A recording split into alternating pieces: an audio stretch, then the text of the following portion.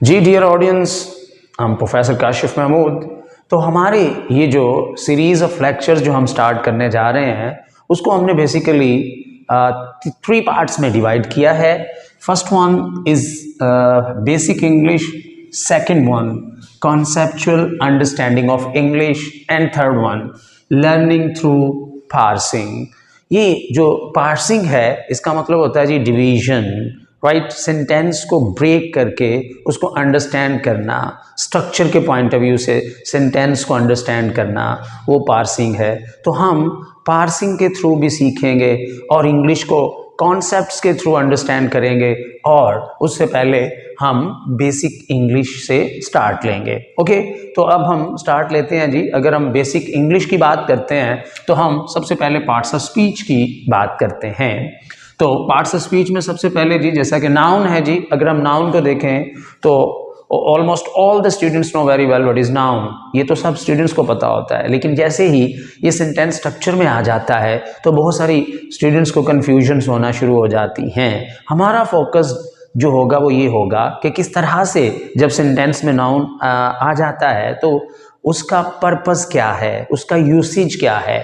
तो let's start जी। अगर हम इसकी सिंपल डेफिनेशन की तरफ मूव करते हैं नाउन की, तो a naming word is called noun. और अगर हम इस नेमिंग वर्ड को देखें, ये जो नेमिंग वर्ड है, अगर हम इसको फर्दर डिस्क्राइब करें तो हम कहते हैं जी name of anything, person, place, state और आइडिया इज कॉल्ड नाउन। इस चीज को हम नाउन कहते हैं। अब हम जल्दी से आगे बढ़ते हैं। जो अभी मैंने आप लोगों से बात की थी कि what is the usage of noun in a sentence. ठीक है जी, एक सेंटेंस के अंदर एक नाउन का यूसेज क्या है। ठीक है जी, तो वो ये पिक्चर हमें बता रही है कि नाउन जो है वो दो तरह से सेंटेंस के अंदर यूसेज में आता है। First one, it can be used as a subject of the sentence and it can be used as an object of the sentence, right। ये इसके सेंटेंस के अंदर आकर बेसिक 2 पर्पसेस होते हैं, 2 यूसेजेस होते हैं। ये एज अ सब्जेक्ट भी यूज होगा और एज एन ऑब्जेक्ट भी यूज होगा।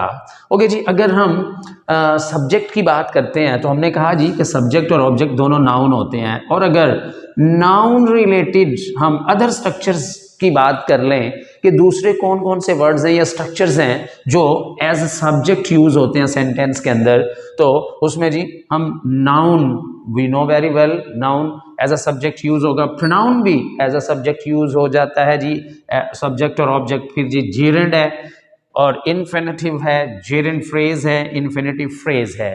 तो ये वो वाले अदर स्ट्रक्चर्स हैं जो अपनी शक्ल से, अपनी शेप से, अपनी फॉर्मेशन से तो वो वर्ब दिखाई देते हैं, लेकिन वो कन्वर्ट होकर वर्बल नाउन बन जाते हैं। ठीक है जी, these are called verbal nouns. तो ये वर्बल नाउन्स, जैसे ही वर्बल नाउन्स बनते हैं तो then they have the ability to perform as noun in the sentence.